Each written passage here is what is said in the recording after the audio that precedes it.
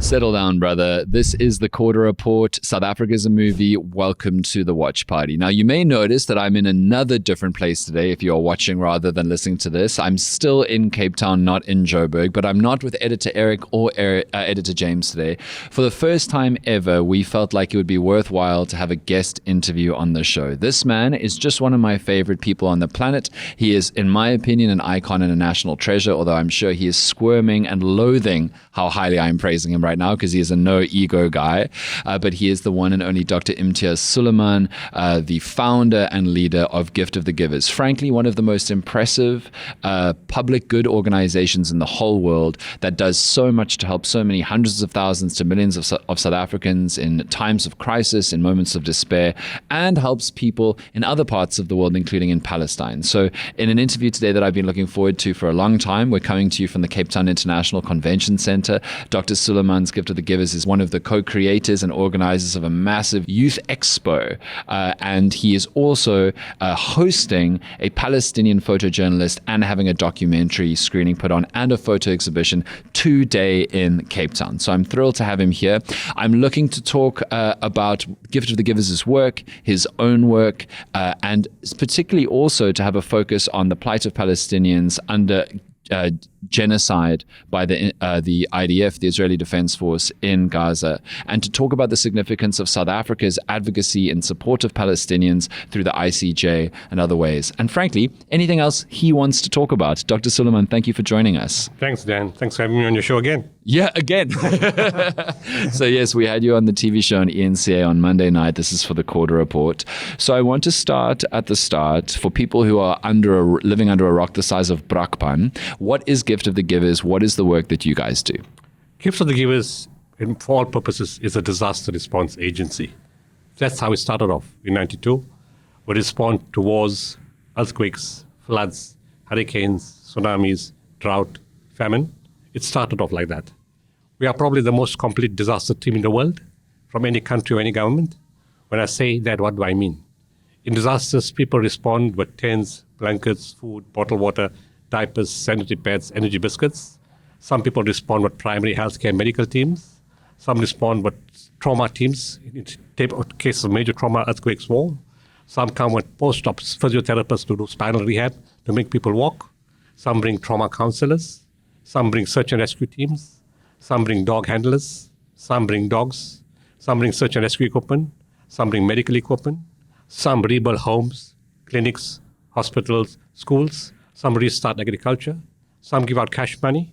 And sometimes if there's a crisis in terms of a conflict and hostage negotiations required, people bring hostage teams.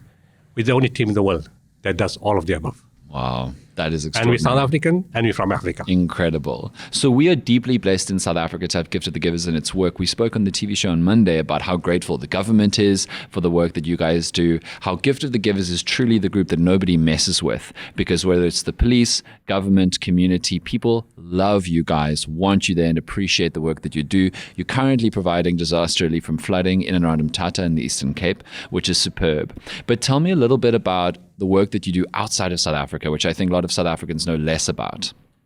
We've intervened in 47 countries from 92 to now. It's all different types of interventions, the categories that I mentioned earlier. But right now we have permanent offices in Zimbabwe, Malawi, Somalia, Yemen. We're expanding now in West Africa and Mali. We have offices in Turkey, Syria, Gaza, West Bank, and Yemen. But from there we can launch interventions in any part of the world. But most of the interventions, if it's a major disaster, the response comes from South Africa.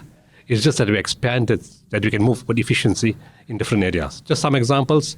We run the biggest hospital in the north of Syria. Wow. We established that in 2012. It's called Al-Rahma Hospital. It's probably the biggest hospital in the north because many of the hospitals have been bombed. We now expanded from a place called Darkush into Damascus itself. We have offices in Somalia. We've expanded from Mogadishu to the south. And in many areas, we have expanded even in South Africa. When we started off, it was me and one office staff only. Wow. We now have 120 permanent, and we don't have volunteers. The volunteers are only the medical and the search and rescue teams that we take out in an actual disaster. But full-time personnel, 120 in South Africa and 550 worldwide. Wow. It's expanded in a huge way. So yes, our biggest operations right now are in Yemen and in Gaza. Yemen, as in many parts of the world, there's lots of hunger. We have dialysis facilities, medical interventions, water distribution, food parcels, helping leprosy centers, education, and a whole range of different projects that have just grown over the years. In Gaza, of course, we're there from 2009. We actually got involved in Palestine for the first time in 2002. That was the time that Aziz Fahad, Deputy Minister of Foreign Affairs at that time, wasn't called DIRCO, it was called DFA, was invited to meet Yasser Arafat in his compound. He asked me to come with, and we arranged medical equipment. The obstruction with the Israeli government started then. It took them 8 weeks to block equipment coming from South Africa into Ramallah. Sure. Our government got involved. Our ambassador from that side got involved. Eventually, it went in after 8 weeks of obstruction. And, of course, he met Arafat. And that was about the only project we did in 2002 in Palestine. And then, we got involved in other things. When the war happened in 2009, it's the first time we deployed a team. Okay. A medical team went in with about 40 of us. We went into Gaza itself. We responded to all kind of a range of issues. In 2013, we then decided to set up a permanent office. In 2014, the war came again, and again we intervened with medical teams. But this time we were blocked. Only 10 could go, not 40. And from then onwards, we've had a permanent presence, which has been expanding. We had the biggest 6-story women and childcare center there. An Algerian agency had put up a clinic in Khuza, and they couldn't run it. So they handed over the healthcare center to us, and we expanded it. Sure. We put up 3 desalination plants. We put up trucks and systems to distribute water to thousands of kids daily in different schools. We get involved in kidney transplants 3 times a year. We're sending teams from the UK to do kidney transplants. We have what is called a poor patient fund. Those who can't afford to pay for certain procedures in hospital, we pay for that. Food parcel distribution. We fix homes, whether bombed by war or by floods or some kind of bad weather. We fix that. We help orphans and widows. We have a Ramadan program, breaking fast meals at fast breaking, eat program where people get vouchers and they can come and select new clothes. We give them vouchers so they feel like they're shopping. Right. Dignity is critical. It's critical in every intervention, whether in South Africa or outside. We take care of the dignity of people. It's paramount to us. Absolutely. Because we don't want to be treated in that way if we went somewhere else. And of course, with wheelchair distribution, intervention in hospitals, medical supplies, funding students, for universities, because that's the future of the country. So those are some of the things that we've done. In this war, current war, I lost the head of my office. He was bombed on the 16th of November, coming out from mosque at 4 a.m. His brother, who doesn't work for me, who's a doctor, was also killed, and 20 other people were killed. By IDF. By the IDF, yeah, specifically. And in the process, from then to now, my team's members have lost 210 people. Yeah. Well, I can't understand how they can still carry on. How do they function? How do they do this? And when they send you a video, they're always smiling. I'm thinking, what kind of people are this? Yeah. What kind of resilience? They've lost so many. One of my team members lost 105 family members alone. And they still smile and they carry on. That's why I'm determined to make sure we help in every way possible. Absolutely. We're not helping only inside Gaza. We've been helping in Egypt, and we've been helping Gazans in South Africa.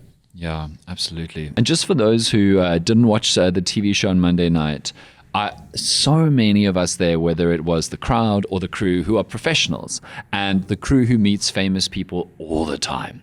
Because Floyd Shivambu was after you, famous for very different, slightly less noble reasons, at ENCA on Monday. And it was such an extraordinary thing. I want to describe it for the listeners and the viewers, even the people who watched it, is that afterwards, there was just this kind of sense of wow, and crew members were coming out and asking for photos with you and were so moved. And I think that one of the reasons why is that some people don't know the origin story of the calling that you got that led you to Turkey in the early 1990s. You were a practicing medical doctor in the early 1990s in South Africa. And then one day you just got, I don't know if it's a premonition or some kind of movement of the spirits or the rest that called you to go to Turkey, and it led to the founding of Gift of the Givers. I was living in Durban. I'm originally from Potchefstroom. I moved to Durban in 1974 because my mother and father separated. She went back to home in Durban. He was in Potchefstroom. I went there to finish, in my old days, 7, 8, 9, and 10, which is matric. And then, of course, I went to medical school in Durban. My mother passed away in 1984. In 1985, while doing internship, I wanted a post to study internal medicine. I couldn't get a post. In 1986, my father-in-law said, why don't you come to Maritzburg? My wife is from Maritzburg. And why don't you, do some GP practice? and then go back to studies. That's what you want to do. Now, I'm telling you all this because the whole basis of Gift of the Givers is spiritual. That year in 86, the week I moved to Maritzburg, an Afrikaner guy from Pretoria also moved to Maritzburg. He was looking for a butcher and a doctor. The butcher and the doctor, me and my new neighbor, well, we were neighbors. He was a butcher. Right. And he says, this guy came to buy meat, but he needs a doctor. Okay. So we met. He then tells me an incredible story of how he met a spiritual teacher from Turkey in St. John the Divine in New York, a church I visited on my way to Haiti during the earthquake of 2010. So that happened in New York. Okay. Yeah, well, he met the teacher there. Yes. And then he came to South Africa. Yes. And then he tells me, you need to go to Turkey. So I joked, I said, Mullah, it's 1986. I haven't gone to Cape Town yet. Where the hell am I going to get to Turkey? So he looked at me and he said something very profound. He said, what God wills happens. Right. There's a time and a place. His words came true. August 91, post-Gulf War, my wife and I landed up into Turkey. It's a long story. But I met the spiritual teacher. What struck me the most in that environment was there were Jews, Christians of different denominations, Muslims, Hindus, and people say we don't really believe in anything. Yeah, no but faith people. But no faith people, but people of spirituality. And they came, and they were from all the countries. Yeah. Australia, New Zealand, Canada, America, Brazil, Where in Argentina. Turkey was this? A place called Karagümrük, Okay. not far from the Fatih Mosque. The Fatih Mosque is well known, Yes. in Fatih, and from there. So I met him, I saw the teacher, I fell in love with a man I don't even know. My heart connected to him, my eyes connected with him, and I had a yearning to go back. But you guys couldn't speak to each other because he couldn't speak English and you couldn't speak Turkish. The people used to translate, but something Okay. strange happened. When I went back the second time, 6 August 1992, Thursday night, 10 p.m., after a spiritual ceremony, the teacher looks me in the eye and he looks heavenward in fluent Turkish. And I don't understand a word of Turkish. No translator there. No translator, no word. I understood everything that he said that night. Wow. It was amazing. It was an absolute miracle.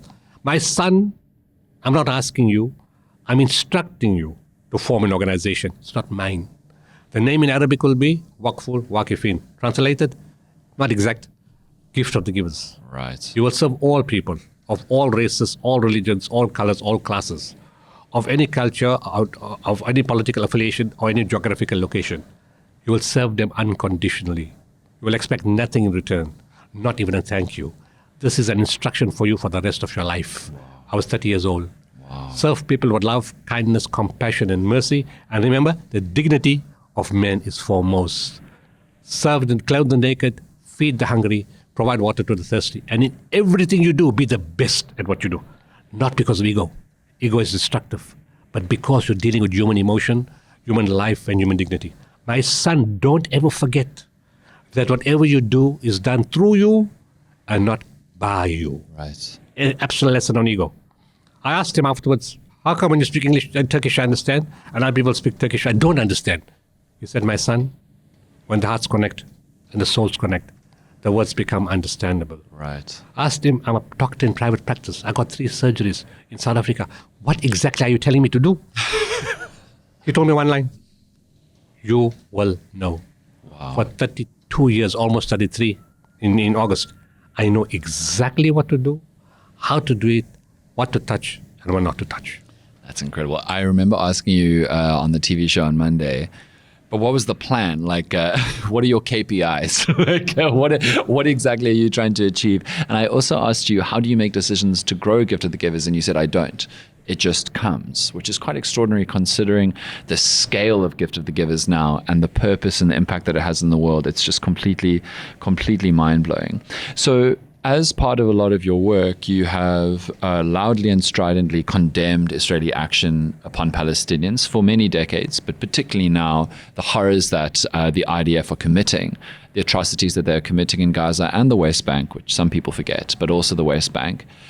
You've just spoken about losing one of your people and having the friends and family of some of your other workers in Gaza losing or dying, including that one who had more than 100 or over 100 people, family members of theirs, die. And now tonight, actually, you are hosting a Palestinian photojournalist. Tell us a little bit about that photojournalist. I don't know anything about him. Okay. Right. But he was brought to the country by Al Jazeera. What's his name? Bilal Khalid. Yes. But he documented 300 days of genocide from the first day, from October 8th. He was actually based in Qatar. And when people were leaving Gaza, he decided to go in. So on the 8th, he was already there on the 8th and he started documenting the first night. And it's worth reminding people that so many journalists and photojournalists have died, 250. been killed in Gaza, that most have now left. And there's been a concerted effort by the Israeli government to jam telecommunications, shut off the internet, try to cut down any kind of reporting on the reality of what is happening in Gaza for close to 2 years now. And so many have been killed that it's almost extraordinary that he survived 300 days as somebody documenting what was going on. And the only reason he left is because a family member needed medical assistance. So that's the reason he left. Okay. Otherwise, he would have still stayed there till he died. I was told about him, and I said, let me host him because he's got very striking pictures and he's got a video, that documents whatever's happened you're going to see tonight. But right now, as I'm speaking to you, at 11 o'clock, we started at the Cultural Museum in Wokap, where it's open to the public, the pictures as well as documentary. But tonight, there's a different angle. You see, we want to uncover 76 years of lies. A lot of the world took the Israeli side because they firmly believed that Israel was the victim and the Palestinians were the aggressors. And to the credit of populations across the world and governments across the world, and true humanity came to the fore. Because truth is liberating. And you can see Americans, Canadians, Europeans, and these are not Muslims. Because people try to make this a religious war. It's not.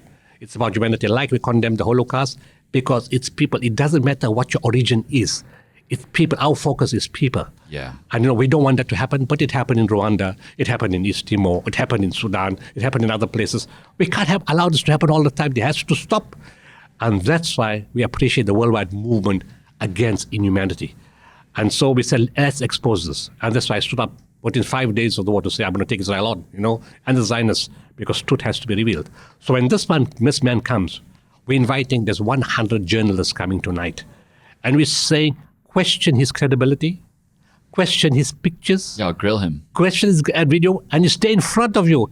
Destroy him if you want. So we get the truth. Then we can get the truth. But if he's right, make sure you're right about it. Yes. Speak about it and show it. Yeah, that's beautiful, because in the modern world where so many people are pushing untrue or half-baked agendas, they only go to safe rooms. Yes. They only go to kind audiences who won't challenge them or take them on, which is wonderful. That's really exciting. And I would like to ask you, and it's not because I don't know the answer, but I want to hear your fuller answer, because I'm sure there are ways that you will pick out that I haven't thought of. But in recent times, as the American imperial agenda has become more warlike and more petulant through extraordinarily President Donald Trump for the second time, more and more South Africans have started to say, but like a lot of the American establishment are against us for a variety of reasons. But one of them that they've been on the record about is that they don't like the fact that the South African government has stood up for Gazans, won that case about which, unfortunately, the ICJ had no demonstrable power to do anything about. The International Court of Justice doesn't have a police force or an army, but said that the Israelis needed to stop what they're doing in Gaza because they were creating potentially genocidal conditions. Now there's also a longer court case going on trying to prove genocide. And over the last maybe year, more and more countries from Spain to Ireland and the rest Portugal, have co-signed, which is extraordinary in itself, to support South Africa's case on behalf of the plight of Palestinians. But I think I'd like to hear from you, what is the fundamental value in South Africa for a long time now saying we recognize apartheid when it happens, as it's part of our history, we recognize genocide and mistreatment and inhumanity and stripping of dignity of people when it happens. We're not going to allow for this. I'd love to hear what your perception is of the continued value of South Africa's public international position to Palestinians. It's not so much political to me. It's more about humanity to me, because we don't have the financial influence or the influence the world to make the UN or the governments change or their stance, or governments like the UK, Germany, France, and America to change their stance on Israel. We can't do that. Actually, the ICJ team asked me, what did you really achieve? I said, what kind of a question is that? I said, you did what no one in the world had the guts to do.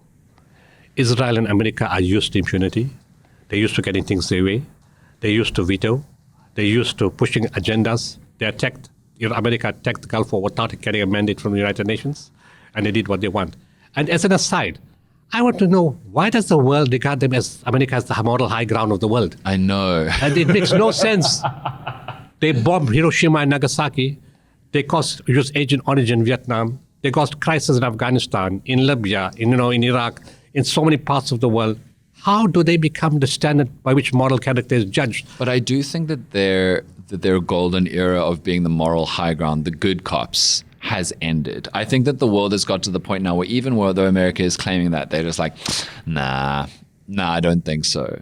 I think that there's a tipping point now, not where there's the rest, like the vast majority of the world needs to play along with America because of its military and economic hegemony. But I think that there is an all-time high of like, sorry for this, but calling them on their bullshit. No, it has caught up. Yeah. And that's related back to the ICJ case. Totally. Because when they asked me, I said, you did, but nobody expected. First of all, not Africa. Yeah. I said, we couldn't keep the lights on at that point. And we told Israel, I said, the message you gave Israel is, we stand for truth, for justice, for humanity, and we're not scared to take you on. Yeah. Even though we are regarded as a swear word, Africa is a swear word, backward, stupid, broken, poverty-stricken, HIV, AIDS, TB, useless. That's what they were regarded as. And you took on, basically, America, UK, Germany, France, and Israel. Yeah. And all the wealth, imperialism, and colonialism. You took all that on. And I said that was a tipping point. Why America has been challenged now is because of that case specifically. Totally. Because 60 other countries then signed the document. So why are we not talking about other 59 countries? Isn't America angry with them too? They stood, and more. But most significantly, the populations got up. The students in the universities, the trade unionists, the people in the street, the religious leaders. Now the churches are coming out strongly, which they never did before. They didn't to some extent, but more and more, even in South Africa. Even the new pope. Yes. And It was American. And even political parties and guys inside government, they said, look, I always supported Israel. I never knew what I know now. Even Piers Morgan. Yes. The guy you just discussed with him. The ICJ case was the catalyst for that. I said the view is not what decision the ICJ takes. It's you've ignited a world movement against injustice and falsehood. We've achieved that. Totally. Like you said, you discussed the journalists that died inside Gaza, but we've got journalists now. Ordinary people in social media have become journalists throughout the world. And that truth has reached. I've seen the turnaround in South Africa from October 7. People were angry with me. Why did you take Israel on? And within a few months, we were 100% pro-Israel. Today, we are 100% pro-Palestinian. Yeah. Not because of Israel and Palestine. It's humanity against inhumanity. Totally. And let's give credit to the Jewish people. In South Africa, the South African Jews for a free Palestine. South African Jews for peace. Yeah. Yes, they stood up.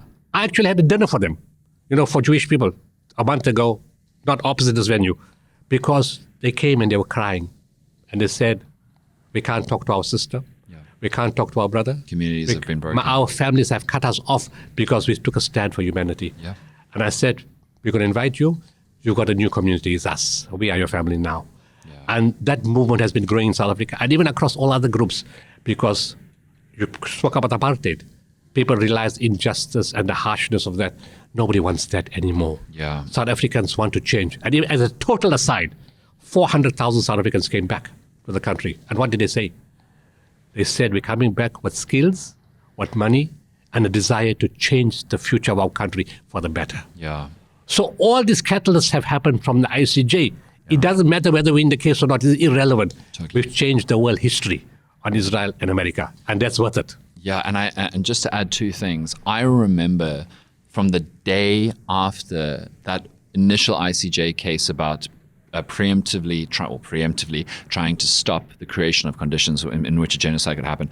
I remember the tidal wave of narrative change purely in the world's media by going, okay, the International Court of Justice says that conditions that could cause a genocide or allow genocide to take place exist there and need to be stopped.